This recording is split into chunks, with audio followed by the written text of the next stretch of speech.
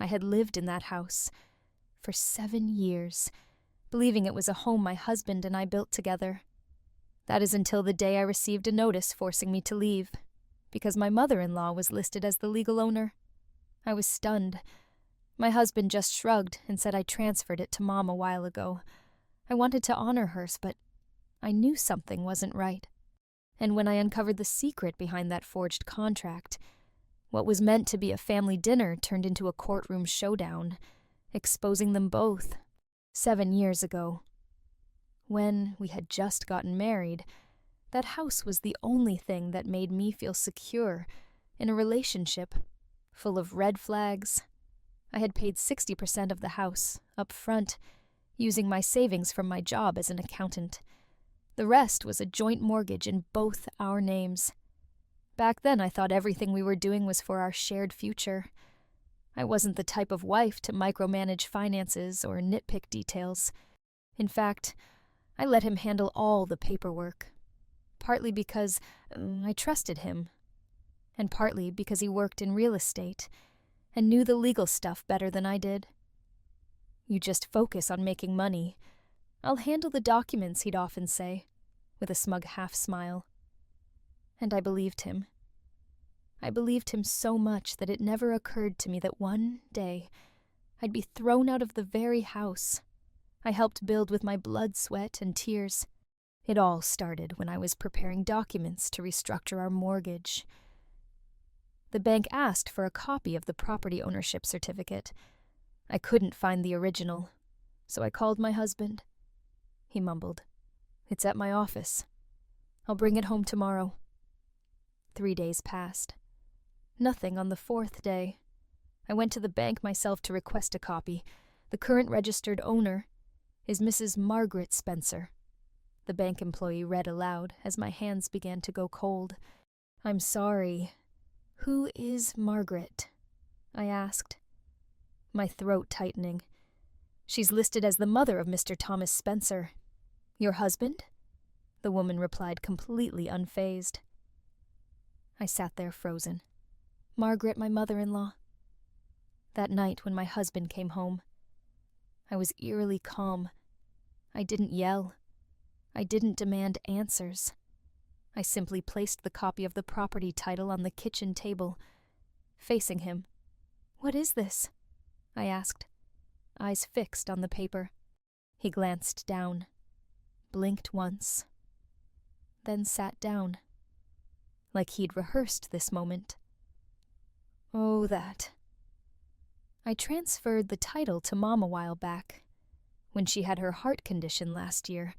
I didn't tell you because I knew you'd overreact, but I thought you'd understand. I did it to honor her. The house is still ours, really. Honor." I gripped the glass in my hand to keep from throwing it in his face. It wasn't just the fact that he had transferred the title. It was the way he dared to use the word honor as a shield for such a blatant betrayal. "You changed the title without even asking me." "And you think that's normal?" I asked, trying to keep my voice steady. "You're blowing this out of proportion. She's family. And you trust me, right?" I didn't respond, but deep down, I knew from this moment on, I couldn't trust anyone anymore. 2 weeks later, my mother-in-law came to visit. Everything started to make more sense. She walked straight into the kitchen, criticized my cooking the way I arranged the house, and threw in jabs like, "A woman who stays home all day can't even keep the house in order," she said it, like this was her house. I didn't react. I started watching more closely. The way she changed the lock on the storage room, the way she secretly met with a lawyer. A kind neighbor who studied law quietly warned me, "You might want to check the paperwork. I overheard your mother-in-law saying she plans to move in permanently, and if you don't agree, she might ask you to leave. Ask me to leave." I gave a dry laugh, but inside I was simmering with rage. I took 3 days off work and went to the notary office where my Husband and I had originally signed the house documents. The staff there found the original file and handed it to me. I flipped through the pages and froze. The transfer page clearly stated, "From Thomas Spencer to Margaret Spencer." My name wasn't there. No co-ownership. I asked the official who notarized the signatures that day. He vaguely remembered the case since he handled so many, but what caught my eye was the signature on the transfer. It didn't look like my husband's real signature. It was a clumsy imitation, like someone had tried to forge it. I took a copy to a handwriting expert. The result: it was a forgery. Someone had signed in my husband's name to transfer the house to his mother. Either someone forged his signature, or he forged it himself to avoid having any legal ties to me. That night, I lay still next to him, staring at the ceiling. After all the years we'd spent together, I'd overlooked so much. The late nights, the suspicious calls, the vague stories about money, but this time, he didn't just betray me. He made me homeless in the very place I had built with my own hands. I knew I needed a plan.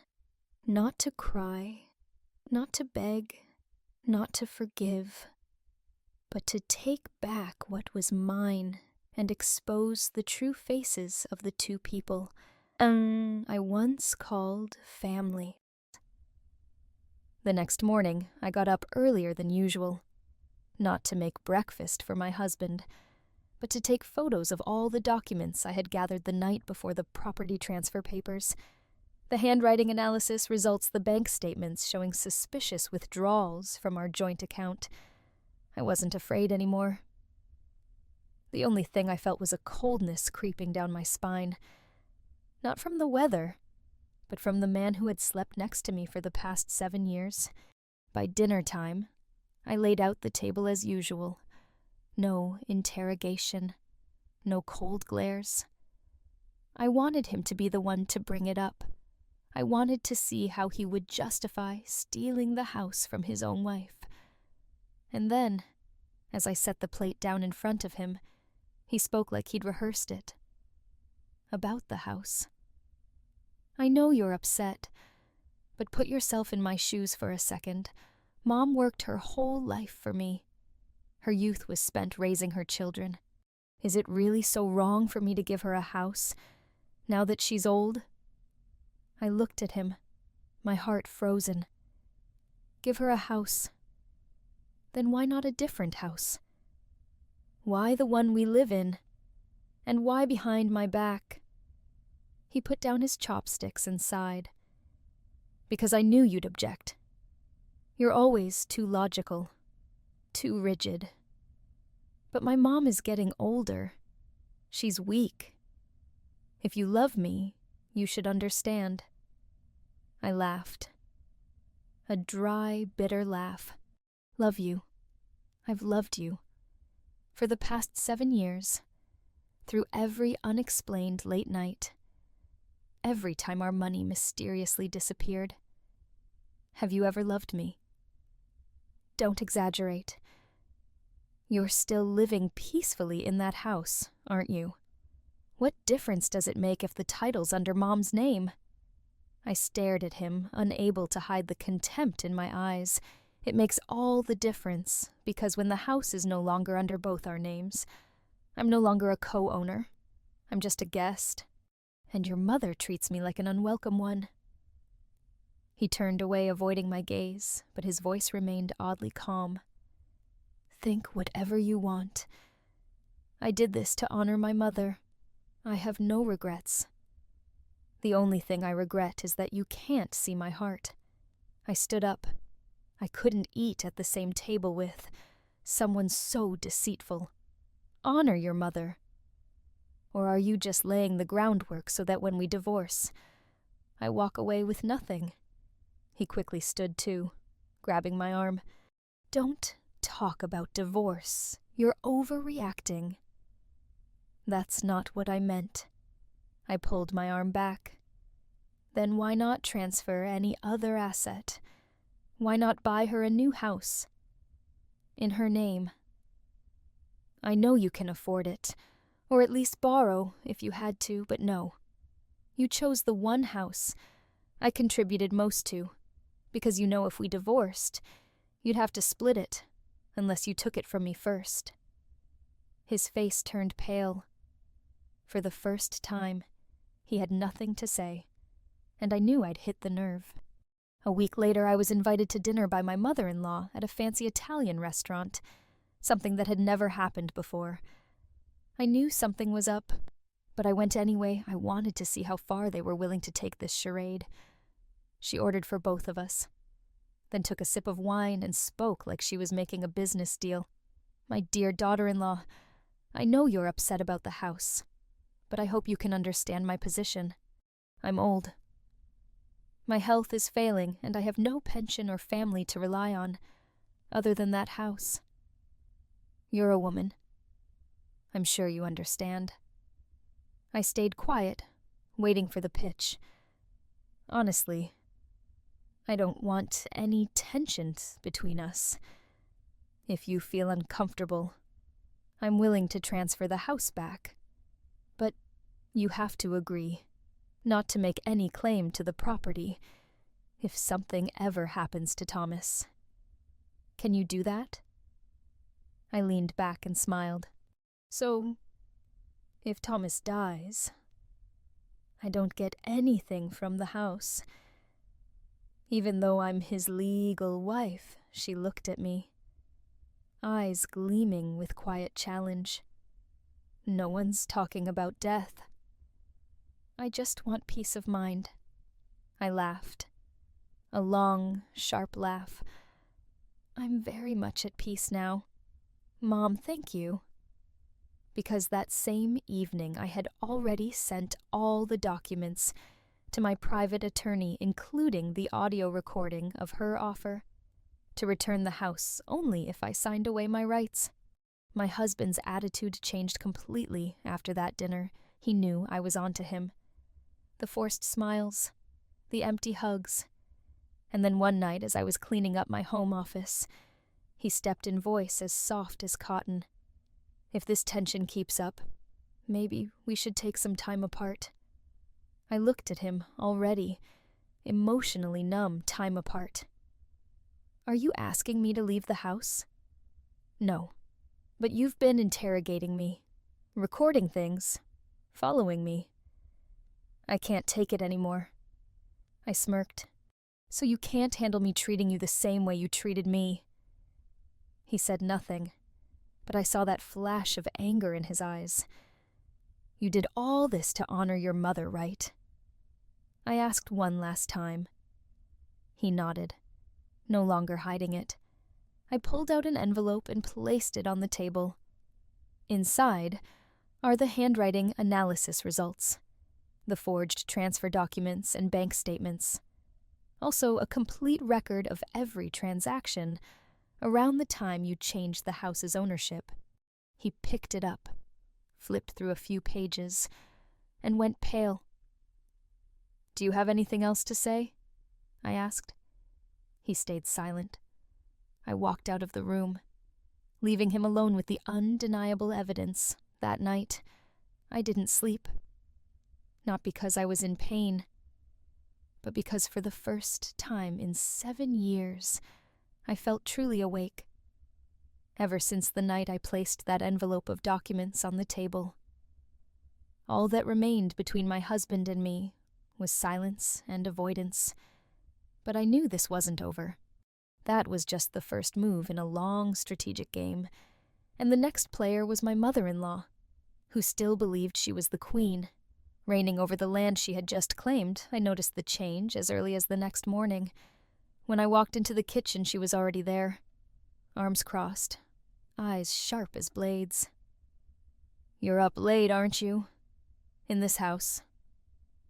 No woman sleeps past 7. I checked the clock. It was only 7:30. I woke up exactly when I needed to.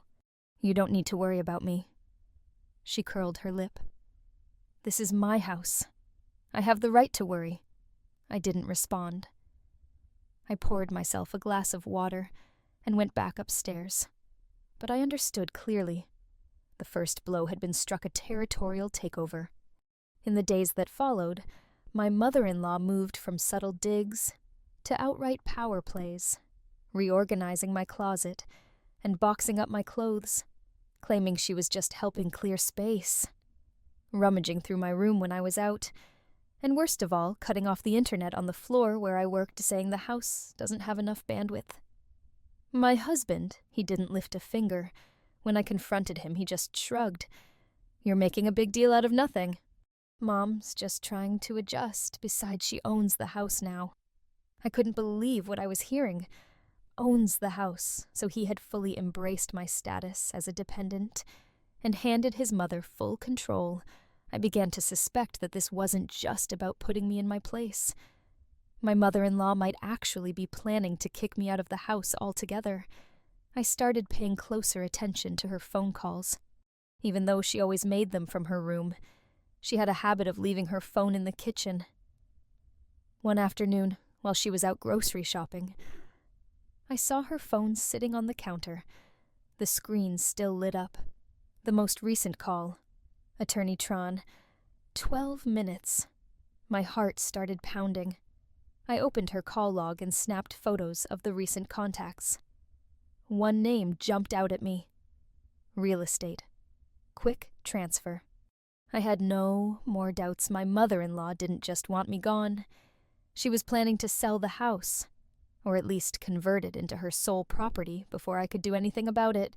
That same evening, I asked a close friend, who works in notary services, to look up the legal status of the house. The results floored me. A request had been filed to confirm the house as separate property, with a note stating no disputes, no marital entanglements. I nearly threw my phone across the room in anger. They were doing everything behind my back, step by step, to orchestrate a quiet purge. I had no choice but to strike back. The next day, I came home earlier than usual, carrying a stack of printed documents, property records, emails between my mother-in-law and a real estate agency, even screenshots of her meeting schedules with her lawyer. She was sitting in the living room watching TV. I placed the file down on the table, without saying a word.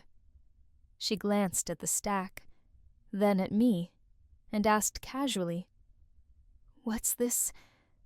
"Evidence that you've been quietly trying to strip me of this house. Now, do you want me to move out? Or should we let a court make that decision?" She scoffed. "Don't try to scare me. The house is under my name, you're just the wife, you have no rights here." I nodded. "That's true, if we're only talking paperwork. But you forgot one thing. I'm the one who discovered the forged signature, and this house was bought with joint funds. I don't care I have a lawyer." "Good, so, do I?" I pulled out a draft of the lawsuit my attorney was preparing and laid it beside the rest. Her face darkened. "Are you threatening your mother-in-law?" I looked her straight in the eyes. "No, I'm protecting myself after being treated like a stranger. In the very house I helped build. My husband had come down the stairs and witnessed the entire exchange. But he said nothing, didn't defend his mother, didn't defend his wife. Just stood there, as if this battle never concerned him at all. A few days later, I received a formal invitation to a family dinner from my in-laws. "It's just a meal to smooth things over," my husband said, but I knew better. It was a trap, an unofficial trial dressed up as reconciliation, where they could push me out legally and politely. I still went, because I had a plan of my own. The dinner was held at a distant aunt's house. Everyone was there. My mother-in-law, my husband, 2 aunts and uncles, and a handful of other relatives. On the surface, everything seemed cordial, but I could feel the meticulous planning behind every glance. My husband's cousin spoke first. "You're blowing this way out of proportion, sis. Any mother-in-law would want the house in her name, just for peace of mind. Why take it to court? An uncle chimed in. Thomas's mom is just being cautious. Let it go. Don't let this ruin your marriage. I sat silently listening to each accusation, disguised as advice. Then I pulled out my phone and played a recording, a conversation between me and my mother-in-law, where she told me to move out so she could have peace, and where she openly discussed plans to sell the house, quickly to avoid complications with that wife. The room went dead silent. Everyone's eyes widened. I looked directly at my husband and asked Skeek the final question. So, do you still think I'm the one destroying this family? Or am I just the one being pushed out one step at a time? He didn't respond. I stood up and addressed the entire room. I don't need a family that makes me fight every single day just to prove I belong. If they want me out, I'll go. But I'm not leaving empty-handed, and I sure as hell won't go quietly. I walked out of that family dinner like I'd just escaped a battlefield. No one followed me. No one called out. Not a single apology. The door that closed behind me wasn't just the end of that night. It was the end of every illusion I ever had about being part of a family. But it also marked the beginning of something else. The first real question in a chain of painful truths I had never dared to face. How could the house my husband and I bought together legally be under my mother-in-law's name without me knowing a thing about it? I went back to my old apartment from before I got married. It was small, cramped, but at least it was mine. I needed space to think and to act. The first thing I did was dig through all of our financial records. The house contract wire transfers, bank statements, paycheck stubs. What I found made my skin crawl. The house was bought 3 years ago, right after Thomas and I got married. I clearly remembered we had agreed to co-own it, but in the original purchase contract I still had the owner listed was only Helen Marshall, my mother-in-law. There was no section naming me, no joint ownership clause, and most importantly, no signature from me, even though I could have sworn I had signed it. Something felt very wrong, and then the biggest suspicions started forming in my mind. Had someone altered the documents? Or worse, forged my signature from the beginning? I brought the file to Ethan Wells, a property disputes lawyer and also an old college friend. He sat with the paperwork spread across his desk, scanning each page carefully. Then he looked up and asked, "Are you absolutely sure you signed this version of the contract? I remember signing something. But this signature, it looks like mine, but not quite. The strokes are shaky. It doesn't feel natural." Ethan nodded. "If you're suspicious, we can have it verified at a handwriting analysis center. I can make the arrangements." 2 days later, the results came back.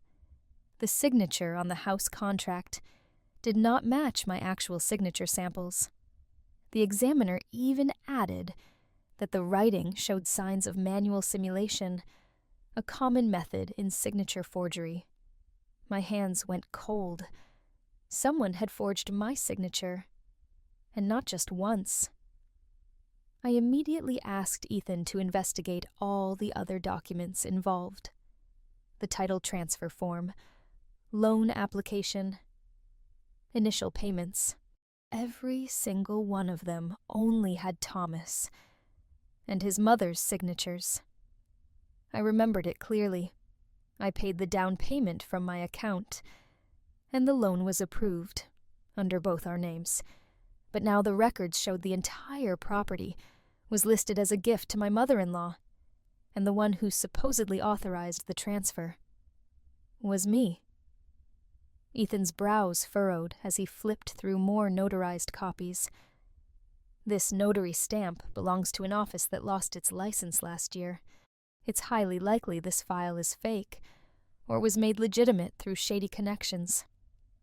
I could barely breathe. This wasn't just betrayal. It was a full-scale legal setup to erase me from the house's ownership, all while making it look completely legitimate. And what hurt the most?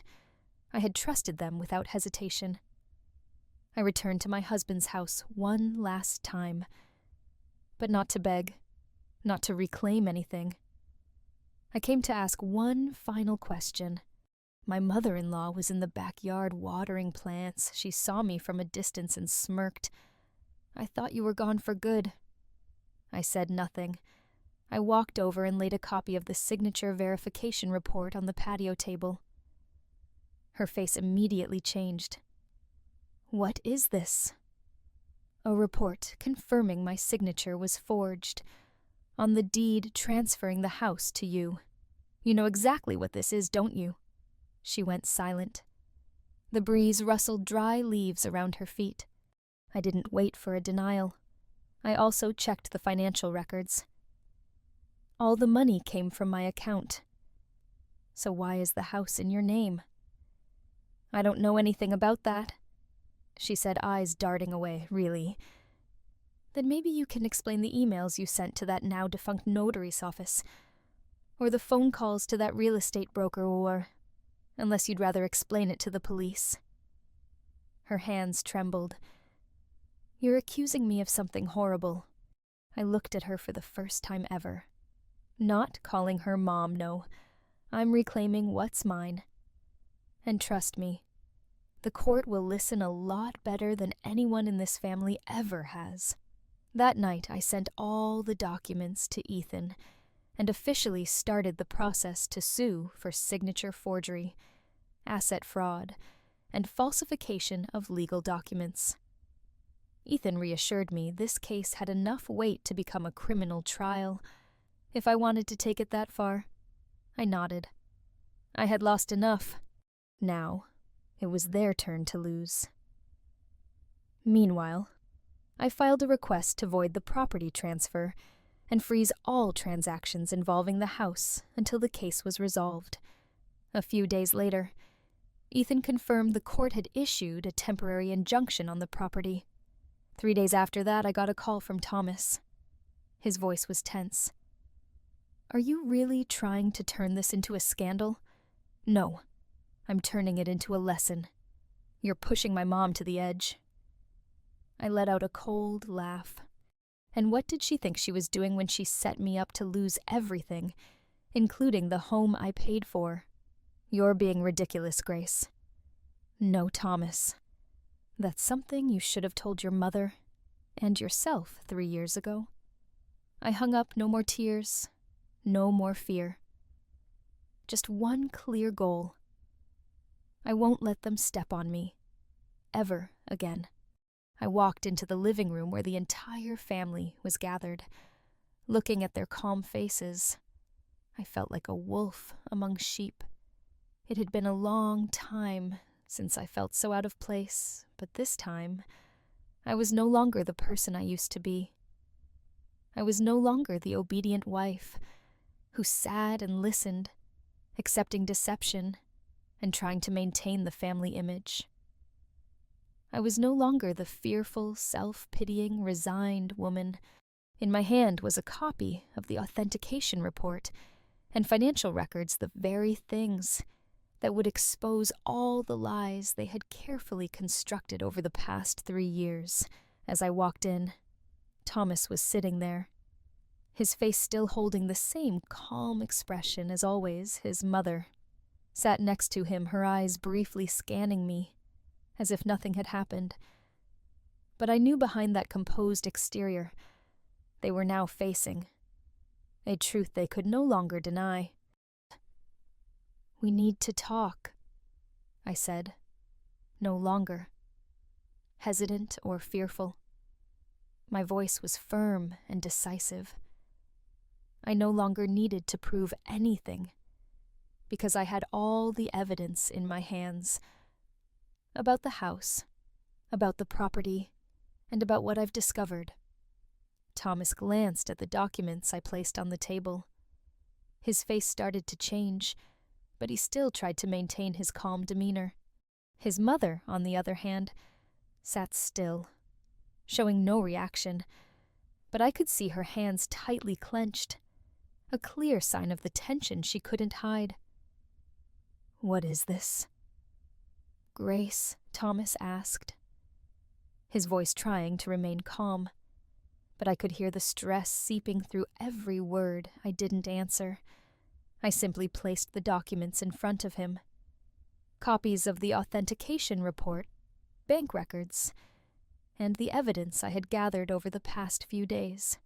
I watched his expression as he scanned each page. His head lowered, staring at the evidence, as if he couldn't believe his eyes.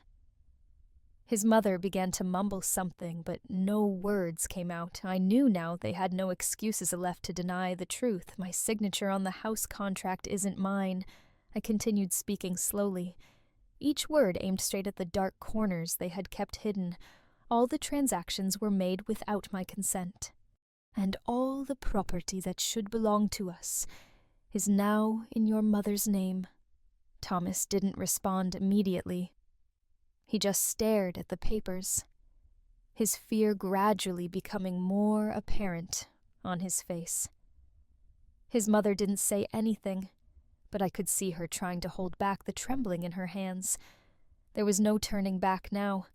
I had gathered everything necessary to make sure they couldn't escape the truth. "That can't be," Thomas finally spoke, but his voice sounded like a weak excuse. "There must be some misunderstanding, Grace. My mom and I just wanted to protect the family." "Protect the family?" I cut him off, not allowing him to continue. This time, I didn't want to hear any more meaningless explanations. "What has your family done to protect me?" "Pushed me out of the house. We bought together, forged my signature, and now you're protecting your mother by making me an outsider in my own property. We're not family, Thomas. At least not in the way you see it." I couldn't bear it anymore. The humiliation and pain surged inside me. His mother stood up, her hands trembling as she pointed at me. "You're slandering me. I've done nothing wrong." I didn't respond to her. I just looked at her coldly. For the first time in my life, I no longer called her mother. I didn't look at her with the eyes of a dutiful daughter-in-law. "Your mother took everything without thinking of me.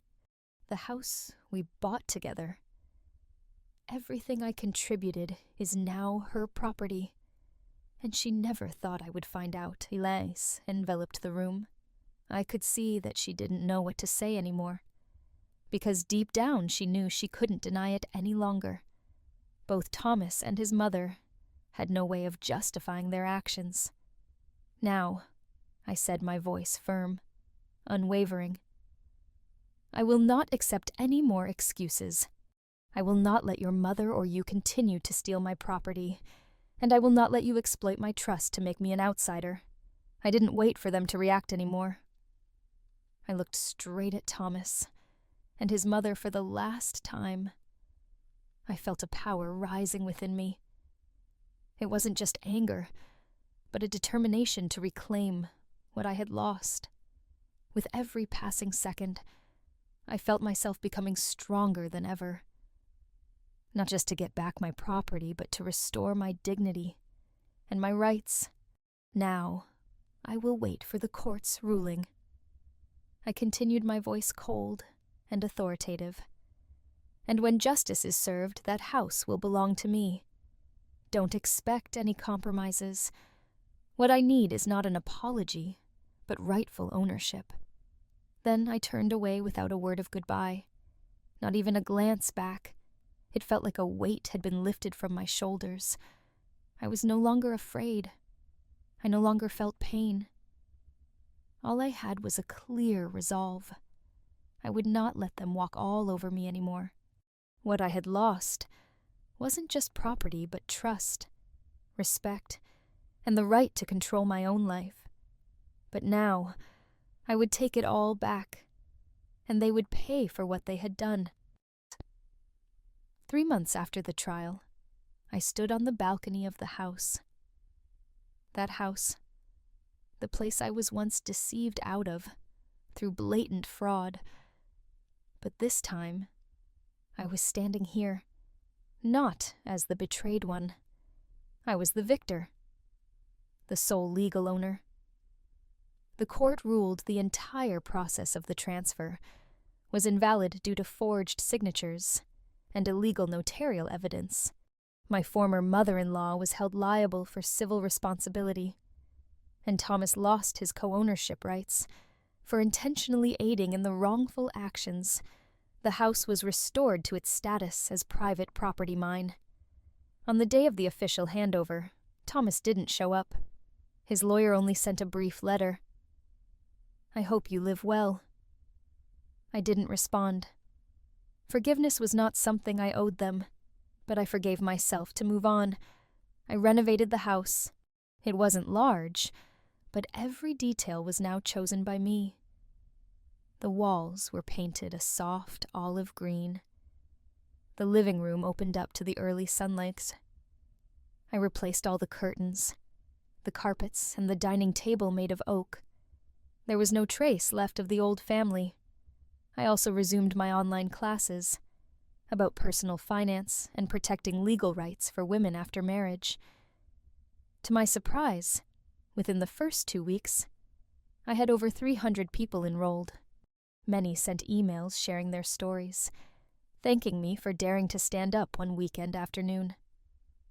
I sat on the back porch holding a cup of tea, with the wind gently blowing through my hair. I smiled as I heard the bell notifying me that the class was about to start.